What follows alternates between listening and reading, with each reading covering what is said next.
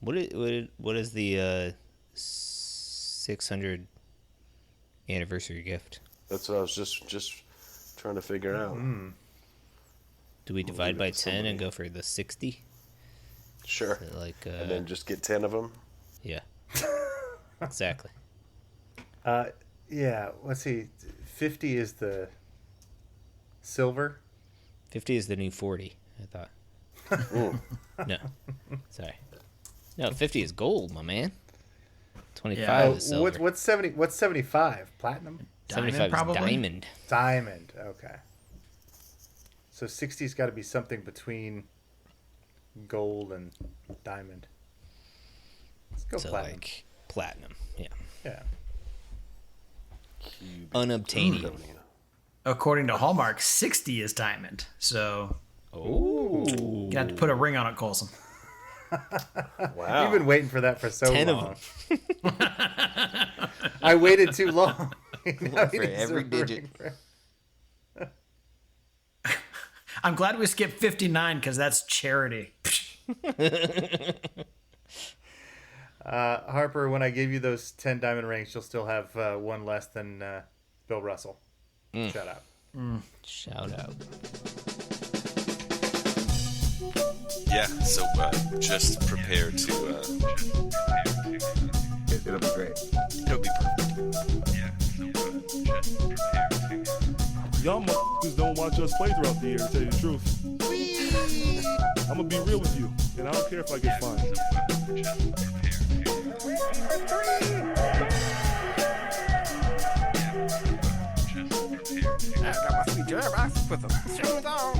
That train is off the track. I feel like you can't just like jump through Neptune and be okay. Just prepare to. What the show needs is more dogs and bears and chickens and stuff.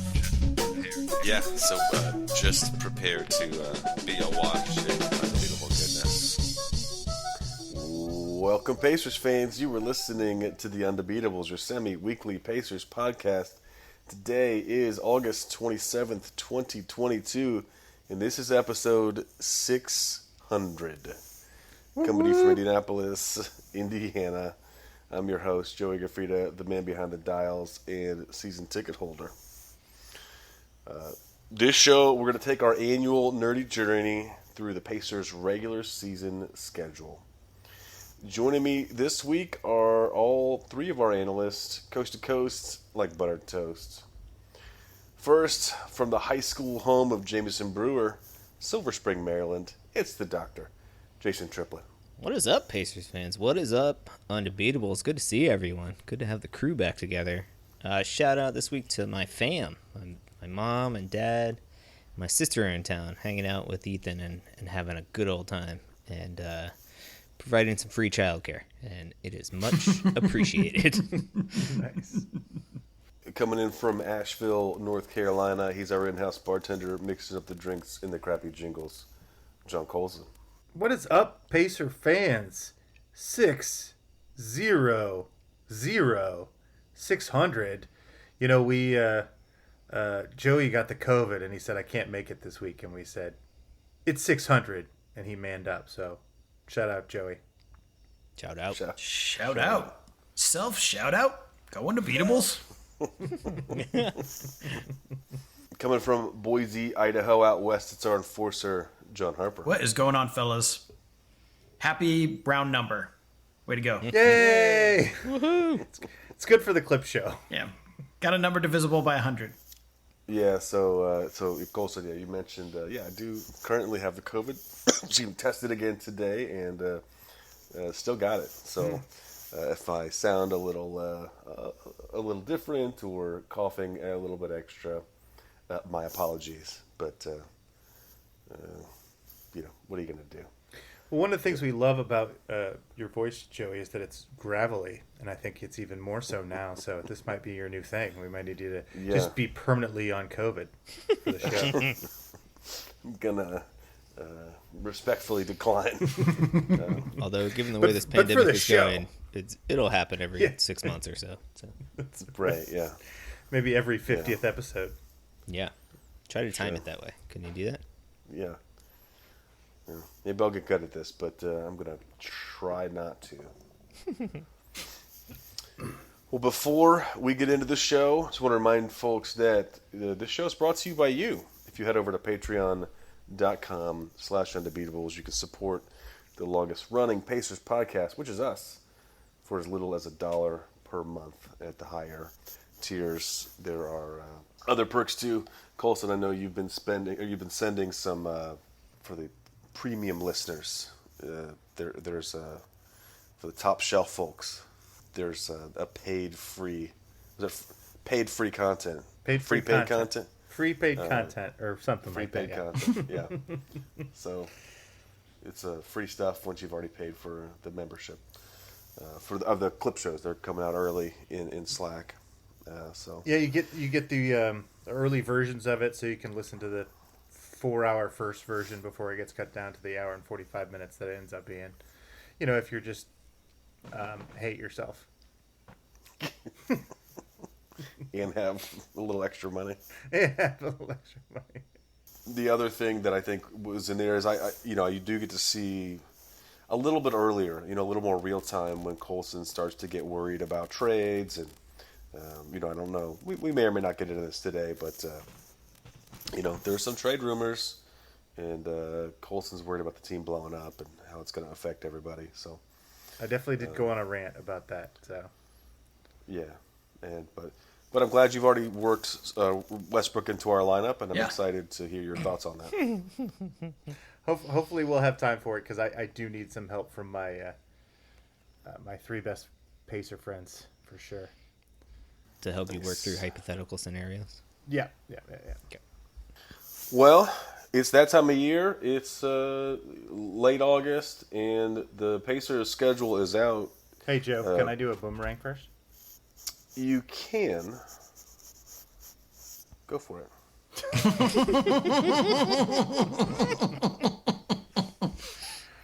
It's the kind of polish that you get for 600 episodes. 600 episodes.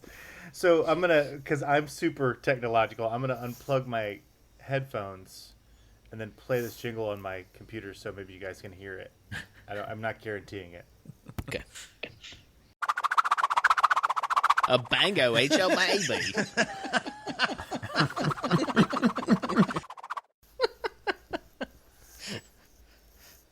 I like that. Yes, that was I the did boomerang sound. I thought it was a DJ scratching. I did but too. It was a boomerang sound. Yeah, so that was the boomerang sound, and then the Jason's "Bango Ate Your Baby" clip. That's the new boomerang. I like it. That's awesome. Sweet. Okay, so we haven't done a boomerang for a long time, but something interesting came across the wire, and it made me think of you guys. Udonis Haslem came out and said that he is returning to Miami for his 20th season in the NBA. Do the Heat know that? Apparently they're okay with it, as far as I can tell on the internet. So, what kind of dirt do you think he has on Mickey Arrington? So I want to go around the proverbial table and have you guess the other, starting this season, the other 9 players that have played 20 seasons. So listen to that intro because that's important. Joey. Wait, what's the question? The other 9 players that have played 20 seasons in the NBA, or that will be playing 20 seasons in the NBA starting this coming season. Okay. Let's see here. Are you okay? Did you have a stroke? Did you have a COVID-related stroke? No. I think I've got the fog.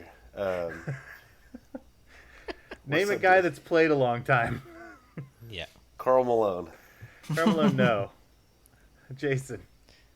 Pretty sure he played a long Kevin time. Willis. Kevin Willis is correct, yes. He's active? No, not active. This is all time. Point in time. At any point in 20 time. seasons. Oh. But going into this season, we'll add another player. That's why I did that. Okay. He started in 1984 and played till 2007. 21 seasons. Yeah, that's a long time. Yeah, it is. I got a guy, and hashtag comeback, Vinsanity. Vinsanity. He currently has the most seasons on record. Started in 98, played till 2020, 22 seasons. Jesus. Did you say Vinsanity or Linsanity? I think that was Vinsanity. Linsanity has played in 20 leagues. 20 leagues. Okay. Joe, I think you're out with the Yeah. COVID fog. Jason, what you got? I want to say is. Wait a minute. No. This is great radio. Let's go with. I'll clip it real short. Kareem. Did Kareem play 20? Kareem Abdul-Jabbar, excellent job. 69 with the Milwaukee Bucks, Nice. and then spent 15 years with the Lakers. Was 20 seasons, so retired in 89. Harper. Damn it, you stole mine. You Can I know be on all Harper's these team? names. You know all these names. Was it Parrish hella old? Parrish. Well Nice. done. Drafted by the Golden State Warriors in 76. Played 14 seasons with the Celtics. That's what we all remember him for. But retired with the Bulls in 97. Really? Wow. 21 years. 21 Jesus. years. Wait, so he won a ring? With He the won a Bulls? ring with them, yeah. 97? Wow. Yeah. That's impressive. Yeah. I'm going to go with, Dirk Nowitzki. Dirk Nowitzki, well done. All 20 seasons with the Dallas Mavericks from 98 to 2019. That's 21 seasons, sorry. Don't want to cut him short there. 21 seasons. There's one other guy with 21 seasons. Harper, you don't have to guess him. Jason, Anybody's you're on the just list. killing me here, man. How about another Jazz guy? How about Stockton? No. No. I think only 18 years with him, I think. Maybe Man. 19. Okay. Jason, close this up. Wrap this up. Oh, John Stockton's 19 seasons. Yep. All with the Jazz. But that doesn't make the list. That's not 20. 19 does That's not not equal 20. 20. This is not. It is not 20. It's a math-heavy show this week. I don't think this is right, but Kobe? Kobe. 20 Okay. seasons, That was my guy. all with the Lakers. 96 to 2016. The other guys on this list, Kevin Garnett played 21 years. Oh, Garnett. That's a good one. And Kareem Abdul-Jabbar. No, we got that. Let's see. Jamal Crawford. Ah, yeah. Oh, yeah, He's I was played not going to get that for- one. No, 1, he's a 2, sneaky 3, one. 4, 5, 6, 7, 8, 9, 10 teams.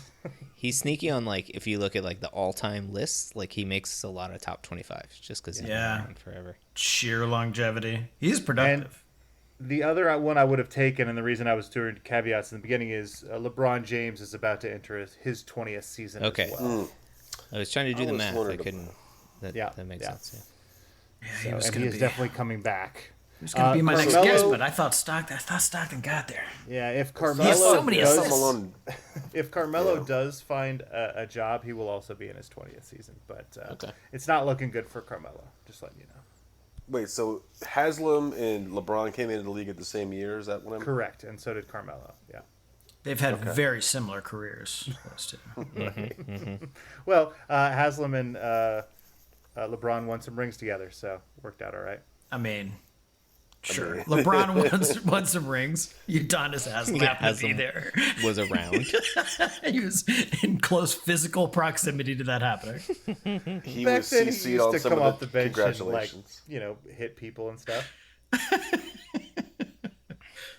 The closest thing I saw, well, the last thing I heard about Haslam recently was, I think, last year when I think he was going to hit Jimmy Butler when Butler was going wild in a huddle.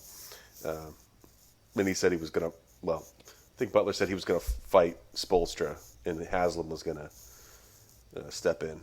But shout out to Haslam. So Getting that's work done. why the Heat are keeping him around as a bodyguard for Spoelstra. Yeah. That's right. Somebody's got to protect him. Have we talked about that? I watched that scrum in the Heat huddle so many times. there was so much going on in such a little time. But yeah, Butler was just a shock on Spoelstra's face. He said, to clarify, he's like, "You want to fight me?" While he's trying to do his job and run a huddle at the end of the game. So it was good stuff. Anyway, We got to meme that. yeah. GIF that. Shout out Jason. Congratulations on winning the boomerang. Thanks. Colson, anything else? Any other fun facts you got in the? Sorry, in the I boomerang? subverted the show there. We had stuff to talk about. The big news is the schedule here. Yeah, no, the schedule, but the next, the seasons, the 2022-2023 seasons coming up, and it's fun to hear about milestones that are going to get achieved in this next season. So,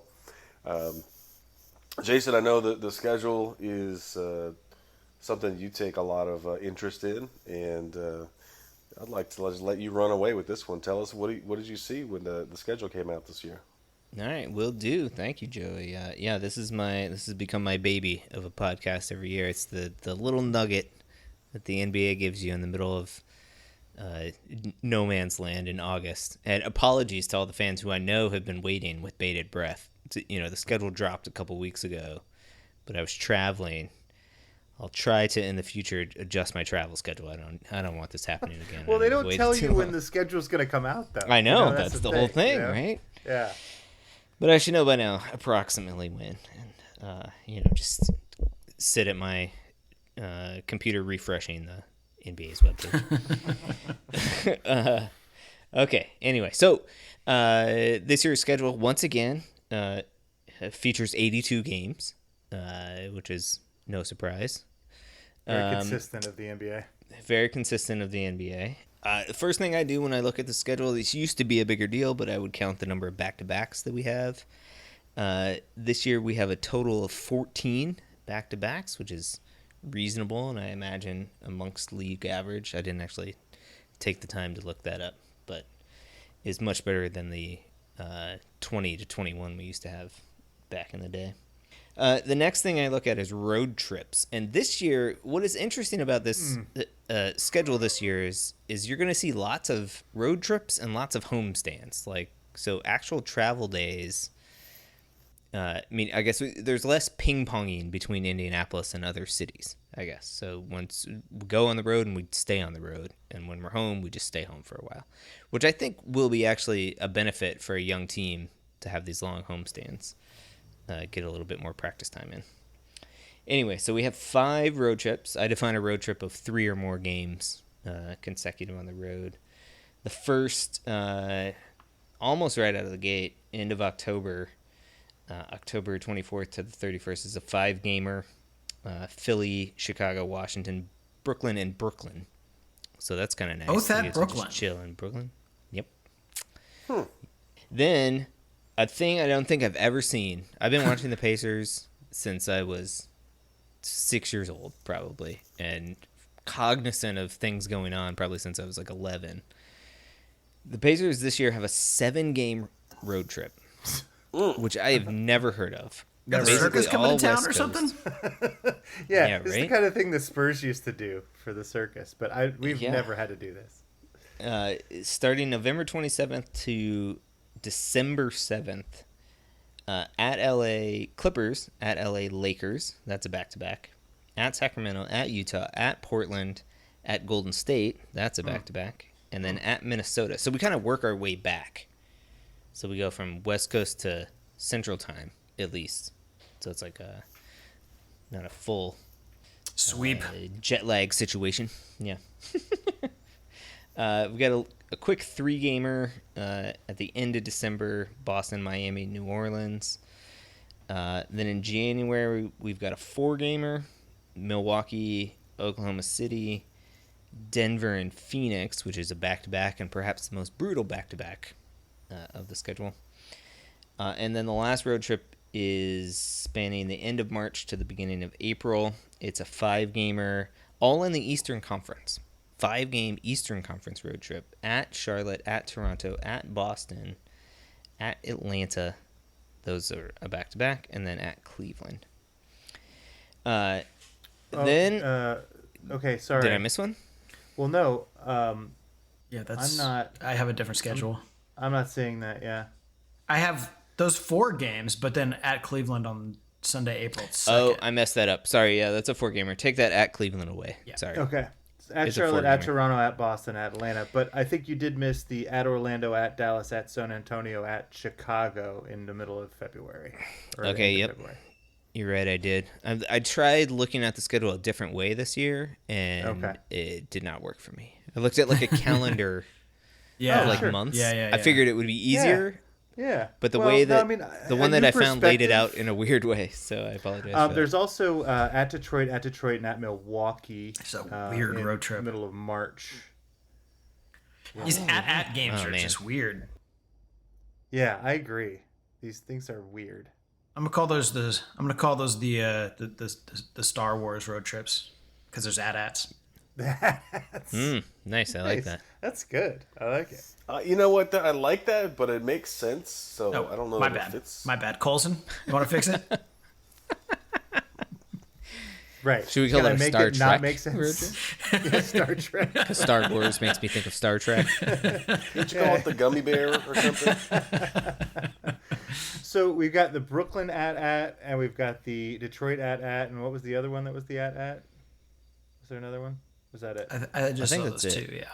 Okay. I mean, we have the at LA, if you want to count Right. that. Oh yeah. We Yeah. play the 2 different. But LA that usually teams. happens every year, though. I mean, nowadays it does, but Yeah. that's a new phenomenon. Yeah. Since they've tried to make us travel less. Because the NBA is so green. Yes, exactly. Right. All So you right. said 5. It's actually 7. It's actually 7. Yeah. Apologies. Yeah. Okay, let's see if I did any better on the homestands, which is a new feature of my schedule analysis. I have 7 homestands of at least 3 Ooh. games. Nice. Ooh, okay. Start the season off with a homestand: Washington, San Antonio, and Detroit. And Sweep. Real sweep there. I'm telling you, start the season. yeah, and spoiler alert, that's as easy as the schedule gets Oh. for the whole entire season. We were just playing those 3 teams the whole year. Exactly. Then in early November, we have a Miami, New Orleans, Denver, Toronto situation. Later in November, we have a Orlando, Minnesota, Brooklyn. In December, a Washington, Brooklyn, Miami, Golden State. Spin in the new year, Atlanta, Cleveland, Clippers, Toronto. In February, a Lakers, Sacramento, Cleveland, and then not quite to close out the season, I don't think, but Dallas, Milwaukee, OKC at the end of March. Okay, so those are the road trips and the homestands, and all of those road trips you can count as like pretty tough ones, especially the 7-gamer, which is the beginning. So that now I look at like sort of tough stretches of games, regardless of home road situation. I came up with 3 particularly tough stretches. The first begins with that 7-game road trip, and then we come back and the which spans the end of November and beginning of December. Turns out the remainder of December is just freaking horrible for us, and then all the way into the beginning of January, all the way to January 6th. So I'll do as quick a rundown as I can. So we do that 7-gamer. We come home, we get to play Washington, so that's nice. But then Brooklyn, Miami, Golden State. Those are like title contending teams. Then we go at Cleveland. We get a break. We get to play the Knicks. Then we go at Boston, at Miami, at New Orleans. That's another playoff team.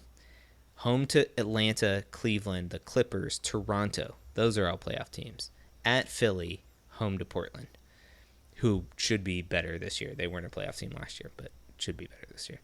That is a just absolutely brutal stretch of basketball that lasts an entire month. So, Jason, I saw this immediately as well. So I included the right before the 7-game road trip. We also play at our house Minnesota and Brooklyn, both playoff teams. Yep. Sure. So I've got a 23-game stretch. We only play 3 non-playoff teams, and I'm calling it Put us in a holiday season. Because it's from Thanksgiving to New Year's, right after New Year's. Yeah. That's pretty good. They do got us traveling to you around on all that. the holidays. Are we traveling on Thanksgiving too? No, we're Yes. home for Thanksgiving. Okay. Oh, we are? Yeah, Minnesota. Yeah, and We have Brooklyn the pronounce 24th Thanksgiving. is Thanksgiving. Yeah. Yeah, okay. Do we have the Chicago game at home after or not Thanksgiving? No. That's usually what We are on the road for Christmas, however. Yeah. But we've got a game on the 26th, so we'll have something to watch day after Christmas. Yeah. True. Exactly. Okay, second tough stretch that I identified. So we went all the way to the 6th in that previous 6th of January, if y'all remember. We get a little bit of a breather. 2 games. We play Charlotte and New York. And then we play this stretch of basketball where we play Atlanta, Memphis, Milwaukee, get a break with OKC, Denver, Phoenix, and Chicago. Get a break with Orlando, Milwaukee. But it's on the second night of a back-to-back. Second night of a back-to-back, right. Milwaukee, Lakers, Kings, Cleveland, Miami, Phoenix, and then we have a back-to-back against Washington on the road. That's pretty rough. That's a pretty rough stretch. And Memphis You already could in keep there, too. going if you wanted Yeah. to, but that's like basically going into the All-Star break. And then the last super tough stretch that I identified, and I'm sure Colson will correct me, was to end March. So starting on the 16th, we play Milwaukee, Philly, little break with Charlotte, potentially Toronto, Boston, Atlanta, Dallas, Milwaukee. Which those are like It's a we murder. play so, yeah. bookended by Milwaukee, and then we play 4 playoff teams in that stretch, which is brutal. Silver lining, there are some easy stretches in here, and I think the Pacers really need to take advantage of these if we're going to have any hope of being above 30 wins. I think those first 3 games are almost must-win games. No pressure. Beginning of November, before the what is it? Dig us a hole-iday season. Put us in a hole. Put us in a hole-iday season. Before that, there's a nice little stretch of Charlotte, Houston, Orlando, and then and actually from November 4th to the 25th, we have 8 of 10 games at home, which is nice. We have another stretch of 7 of 9 at home in February. However, the aforementioned very tough stretch is also included in that. In March, we have a little breather. Where to go? March 9th. Houston, Detroit. That's a nice one. You'll notice these easy stretches are a lot shorter. Real short. And then to end the season, I like our ending of the season, New York, Detroit, New York. Well, you can include. I mean, I know it's at Cleveland, but then you've got Oklahoma OKC, City Cleveland, before that. yeah, New York, Detroit. Yep, you're right. So let's make that a 5-game easy stretch to the end of the season. Sure, that's nice. We can coast it in. Yep. Just mosey right into the playoffs. That's right. We do have one ESPN game. It's the at Washington game on October 28th. Is it that one? Yeah. That should be setting ratings records around the country. Yeah. It's unfortunately driving up the price of my tickets, basically. And then we have 3 NBA TV games. I didn't mark down which ones they were, but they're sprinkled throughout the season. Yeah, they are Halloween at Brooklyn, December 4th at Rip City, and March 24th in Beantown. Okay, gotcha. So it was interesting. At first glance, when I looked at the schedule, I was like, oh, okay, sure. But then as I dug into it, this is a pretty brutal schedule, I think. Especially given the fact that we're not going to be that good of a team. But I will say, the thing that I mentioned before that I do like is we have 7 of these home stands of at least 3 games. And those are real nice. Coaches love those, especially with young teams, because that means you have days off where you don't have to travel in between games. So you get to practice. And I think that will be huge for this team. So I think we're going to see sort of fits and spurts of improvement in these time periods between these homestands where we actually get to like practice and learn some things and play together, and in addition to the rest without travel. Coaches often talk about that Western road swing being a time for a team to bond. This comes fairly early in the season, and granted, it's 7 games. Maybe at the end of this, we'll all want to murder each other, but maybe there's a chance that there could be some bonding going on during that Western road swing in late November, early December. Yeah, especially if we can pull off a couple nice wins or something. I have no fancies that we're gonna go 500 above 500 on that stretch, but if we can win 2 games, like any of those those are good wins. Yeah, we might be able to pick off Utah. Yeah, maybe Sacramento. You should be able to. You got to get Sacramento, right? Yeah, Halliburton go nuts. Are there any 4 games in 5 nights? 0 4 games in 5 nights. Yeah, Nice. I found some 4 games in 6 nights, but that's, I don't know. We've got a couple 5 and 7s, which are pretty tough, but no 4 and 5. Yeah. Yeah. Although we got one of those 4 and 6s to start the season from the 21st to the 26th of October. Yep. Yeah. But it's okay. We're young. That's true. True. So the way that I looked at this, the beginning of this season, the first 16 games, we have 9 home games and 7 road. And yes, they're all difficult because we're not a very good team. But I looked at it and I thought, maybe we surprise maybe we play better than Vegas wants us to believe or what the media wants us to believe. And, we win those first 3 games. We get some confidence. Can we play 500 ball or a little bit above 500 ball going into Thanksgiving? And then we hit that stretch. And so here's my theory. I've got a conspiracy theory.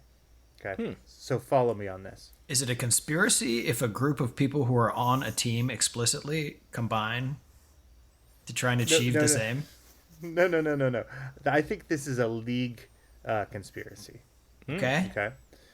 So I think the league was like, they looked at that same start of the schedule and they went, this team could, has a chance to fight for a playoff spot. 16 games in, they could start thinking they're decent, right? So we need to crush that. And then we need so that by the time this goes through January, so that by the time the trade deadline comes around in early February, they're in shambles. They're ready to start giving pieces off to the Lakers and give them a chance to get better. Now it gets better. You think that's a small conspiracy? It's deeper than that. Not only do they think, hey, maybe we can get Myles Turner and Buddy Hield to the Lakers at the trade deadline, so maybe LeBron could actually make a run, and that's good for media. I think they also want the Pacers to decide to tank about mid-January so that they can get a top 3 pick. Because next season, the Pacers hold the All-Star game. And they're going to want something to show off for the league with the Pacers. They want the Pacers to have something exciting going on with them in Indianapolis. So I think we're going to get a top 3 pick in the offseason based on this schedule and the All-Star game being in Indianapolis. That's my new conspiracy theory. You don't think Westbrook is going to be enough for the All-Star game? We're not having that conversation. I'm just telling you, this is brutal stretch. This is a brutal 23-game stretch, even if we were one of the top teams in the NBA. From Thanksgiving to the right after the New Year. Like even if we were a top NBA team, this is brutal. And I think they just want to take us out at our knees early on so that we tank. So you think they weaponize the schedule to minimize against parity in the their team? sport? Yes. Yes. They want teams tanking now. Apparently. I mean, so But that the also Lakers think get better so far players. ahead. Yeah, and- exactly. Yeah, and that we get a top pick so that we have somebody to celebrate during the All-Star game, which we'll all be present for. So this is 40, 50, 60 chess they're Yes. playing. Yeah. Seems like. So it's a lot of D. My theory. It's my theory. I will take that sacrifice if that's what it takes for the Pacers to get a top 3 pick and get super exciting for the next decade. I'm in. Okay. I'll suffer through this. It's going to be a hard season anyway, guys, like wins wise. It's going to be a really fun team to watch. I stand by that. I think they'll be I'm actually very excited for this season. Yeah. But They're going to be fun. They're going to play hard. The wins are going to be few and far between, I think. That's possible. You know, a lot of these teams too may not be as good as, you know. Sure. That's true. Right? Who knows where Brooklyn's going to be in a month, right? I mean, yeah. Durant's coming back. Is Durant playing? Who knows? Things can change quickly out there in the NBA landscape. Yeah. Chemistry matters a lot. Injuries matter a lot. Like there's going to be a ton of stuff that we can't know. I mean, and everybody else has schedule situations as well, Yeah. right? So we It's might just, be hitting a lot of these teams on second nights of back-to-backs or something like that, you know. So And when you're in the bottom third, you know, 2/3 of the teams just don't look beatable to you, right? right. Schedule looks tough. Yeah. That's a good point. That's a very Well, good point. you know, one of the things that I was looking at was the last, I don't know, 25 games of the season. And it's tough, but if we're playing good basketball at that point, I think we could play near 500 basketball or at least 400 basketball in that last 20, you know, the last It's got to ease third up of the at some season. point. If that Right. a quarter of the season is as brutal as it is for that stretch, then But my only we have question to is, it has to get easier at some point. Yeah. you know, my only question is, are we going to be playing our best basketball at that point, or are we going to be trying to tank because we've already been just destroyed, been demolished by the, you know, Hole-iday season, By the Yeah. league. by Yeah. the conspiracy theory of the league. Would, right? wouldn't they want the hard part at the end then? They want us to be broken before the trade deadline because they want us to trade all our good players to better teams. I mean, we're already trading those people. No, not right now. Not right now. We're not going to do it. I've talked to. All right, should we to- just I- transition I to this was, topic now? I was tweeting with Pritchard. We're good. Okay. I was You're tweeting tweeting with at Pritchard. Pritchard. So I'll just break this. I did a rant on our Skype. I got a little nervous. And Slack. Slack. whatever we do with the. You're currently No, it's ranting on important 'cause Skype. You previously ranted on If Slack. you want to be privy to these rants, you need to sign up for Patreon. Patreon.com. and you get access. That's to right, these. exactly. Undebeatables. It's more than a screen long. You have to scroll down to read through all of it. It's nonsense. But so basically, what happened is that Utah Jazz traded Patrick Beverly to the Lakers, and so the media got back on track, which is they can't have Westbrook on this team. We've all known that the Lakers are trying to move Westbrook, and they've been trying to move Westbrook for the whole offseason. But now that they're bringing in Patrick Beverly, who is Westbrook's nemesis, they've had on-court fights. They've had Beverly- off-court fights. Yeah, And everything. yeah, exactly. They don't like each other at all. And so if you're going to bring in Beverly, you've got to move Westbrook. And so everybody goes, oh, well, good. We'll just do that Pacer trade where we get Buddy Hield and Turner and two first-round draft picks in 2027 and 29. Those are the only draft picks they can trade at this point. The rumors are that the Lakers won't do it because they don't want to move both of those draft picks, and that's what that's what the Pacers are demanding.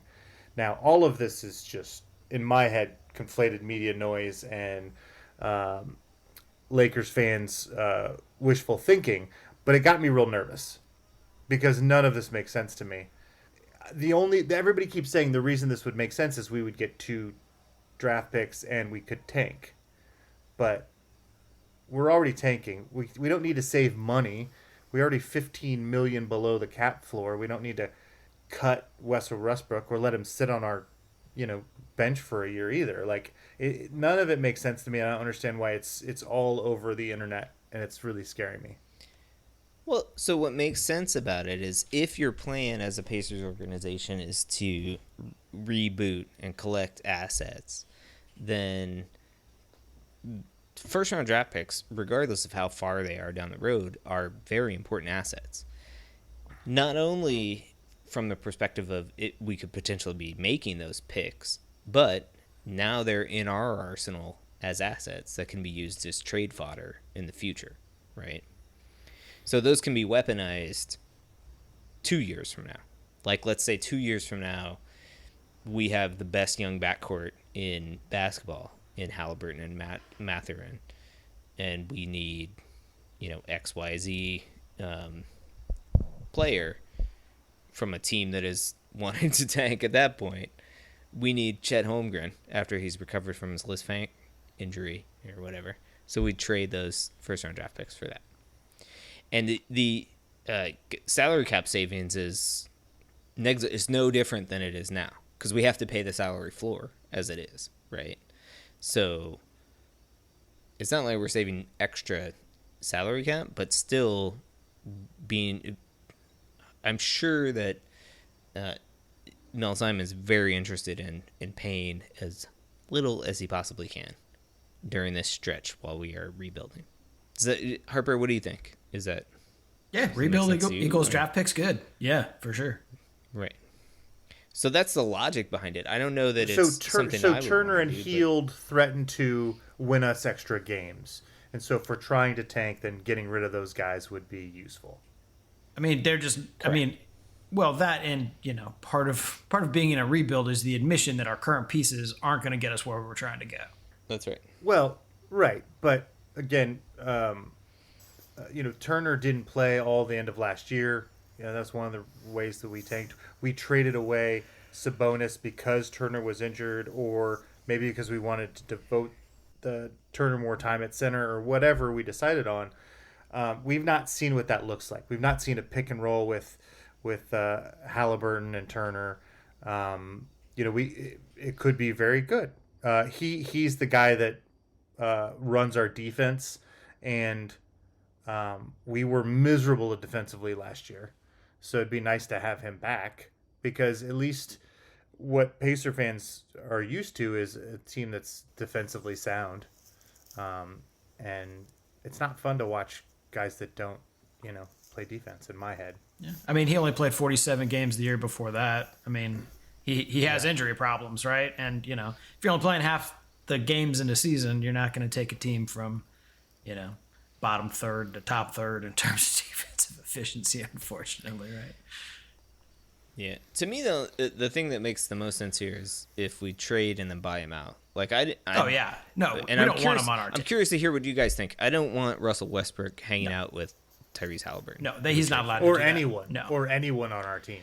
Yeah, he's not allowed to hang out with Pritchard. Pritchard.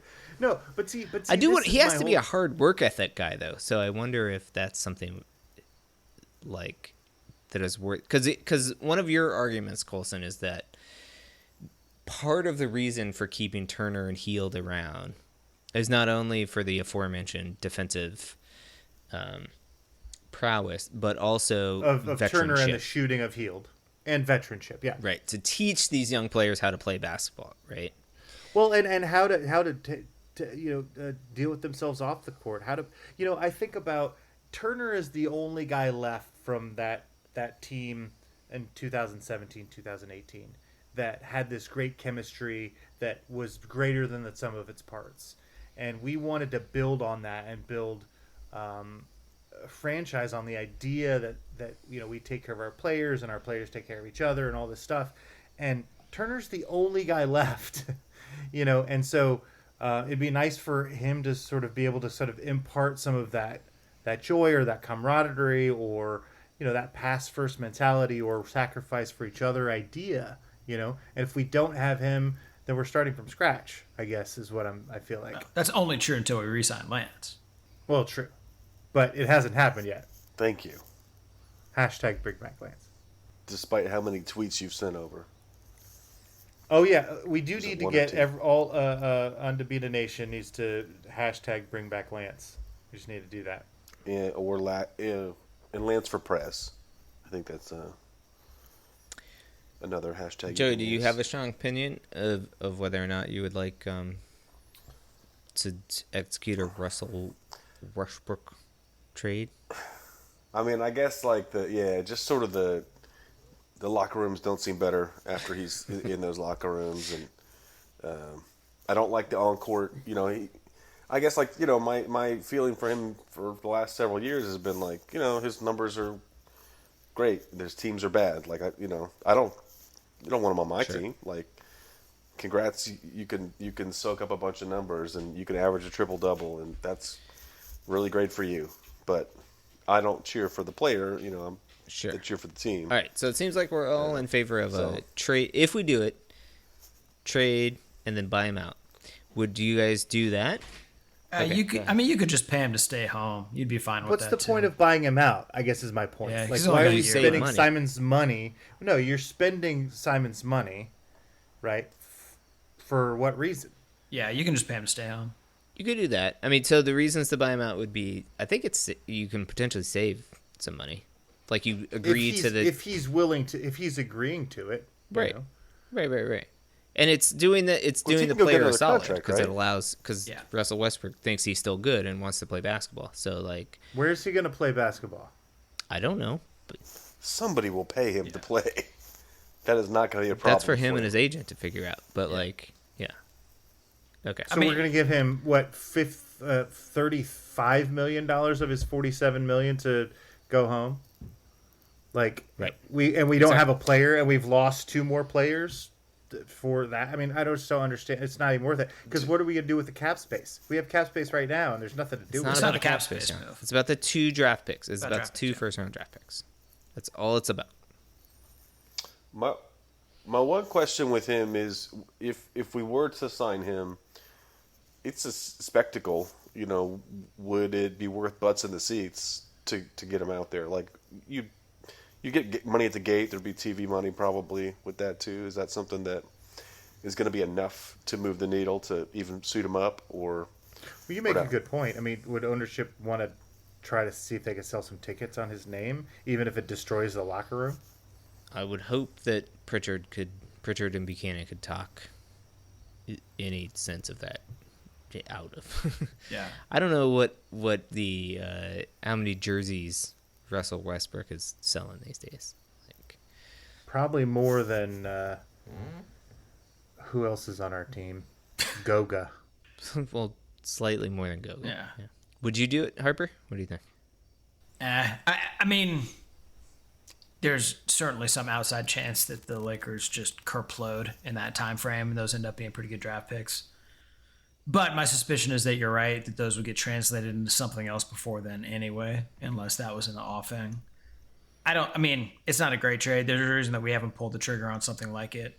I suspect that the offers are out there because they will do, just about anything to offload Westbrook.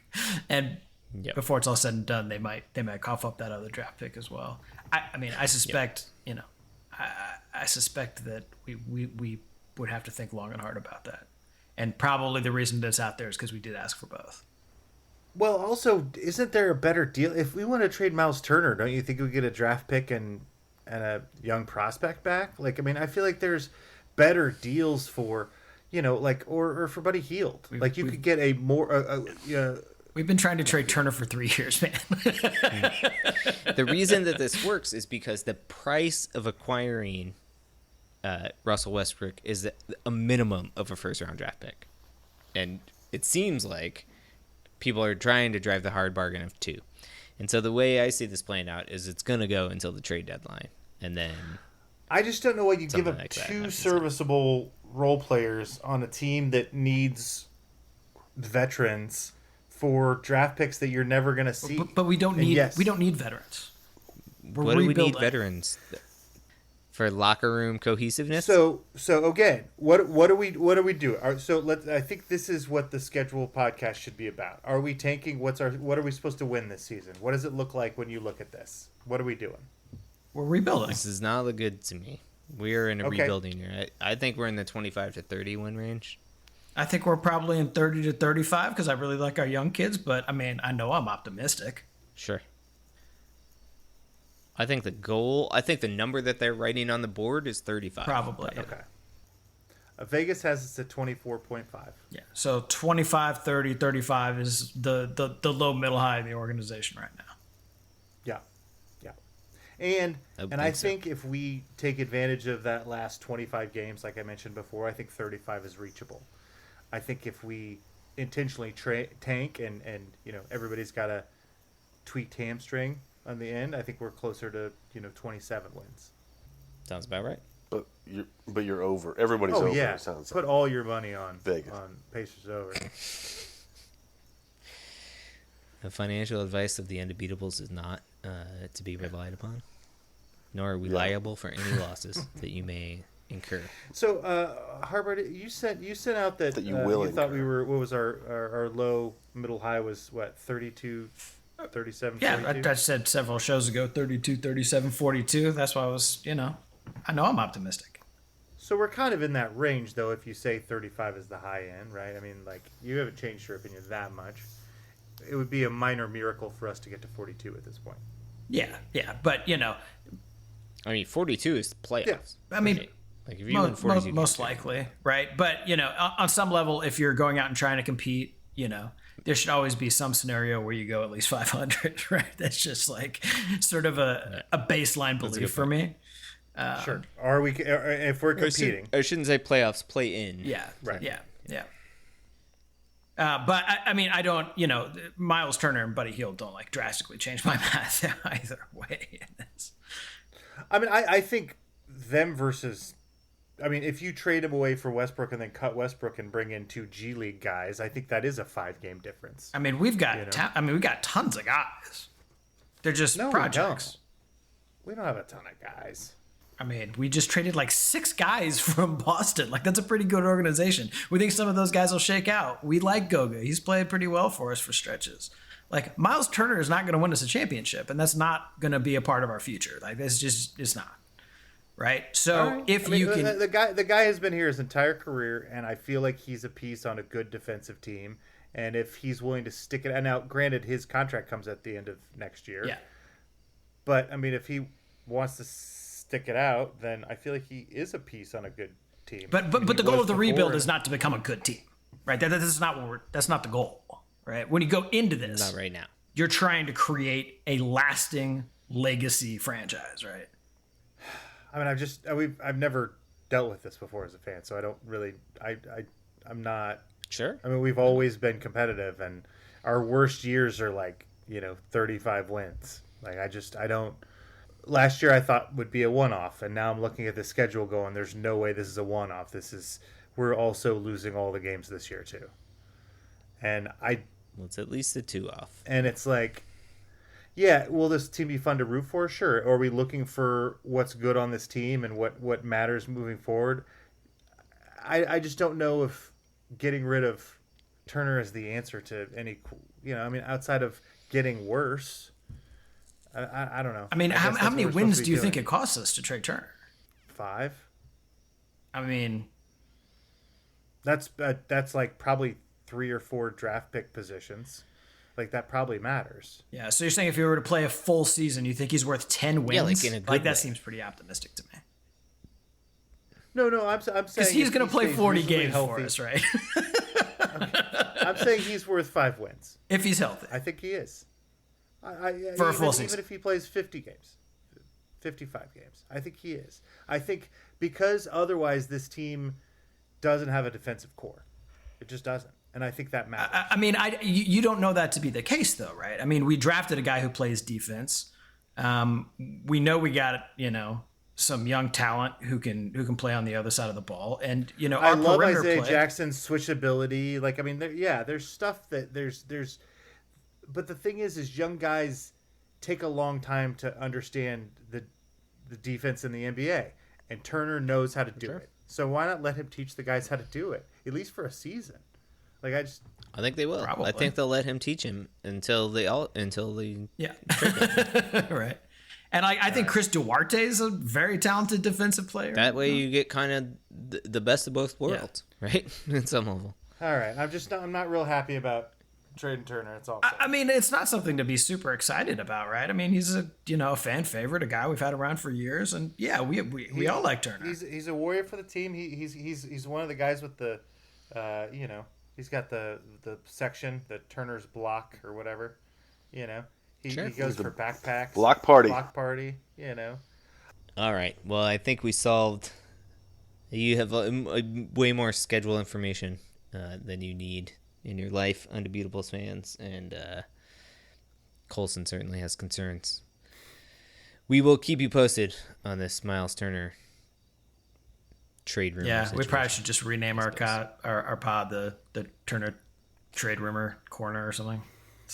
Feels like what being a Pacer fan is. Oh no, it's just always been like that. One thing that I don't know if we mentioned is that the preseason starts October 5th, and there's 4 games this year, playing Charlotte, New York, and Houston. The first 2 are away, and the second 2 are at home. So, first game in the Fieldhouse will be October 12th against the Knicks, and then the first regular season game October 19th at home against the Wizards. So, get ready. October for some Pacer basketball in the Fieldhouse. I'm concerned though with the season starting and the way things are going in my household. I think that my baby is going to be able to walk before the season starts. So baby race ineligible. He's probably going to be ineligible. I mean, can you just rubber band his ankles together or something so that he can't practice for a few weeks? He's a wild child. Make him like a mermaid. It's like this is we could probably bordering very much too closely into football. That was my first thought, but even I deemed that too cruel. My first thought was kneecapping, whatever.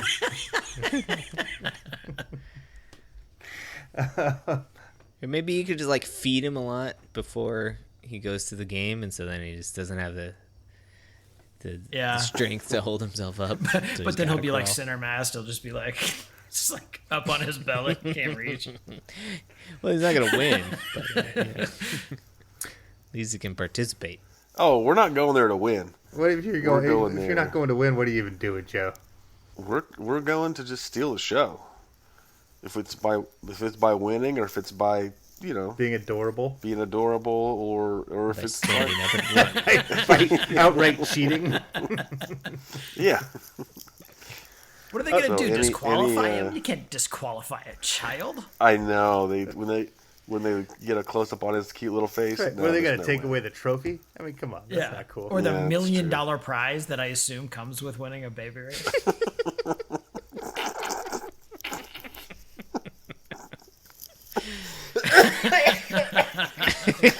Easy. Harvey almost I think you might have said I'm going to take that more seriously. My bad.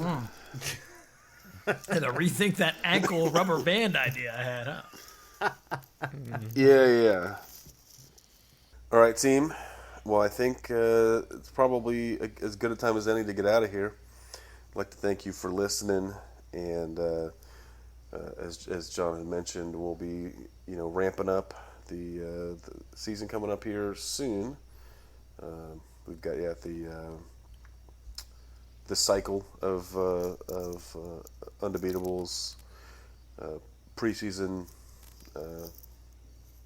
shows that we always do, so we'll be getting into those here coming up soon. Until then, you can find us on social media. You can hit us up on Twitter at Undebeatables, specifically at John Cole. Is that right, John? I don't know how Twitter works. But you are tweeting at people.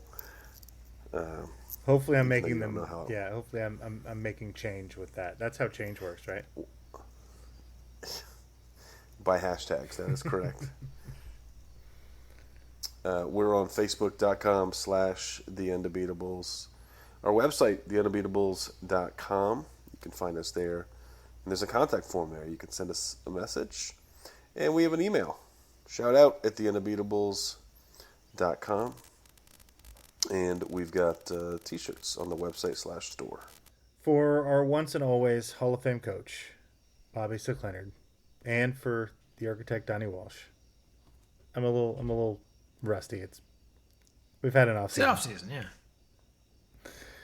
600 bitches. Turn out the lights. The party's over.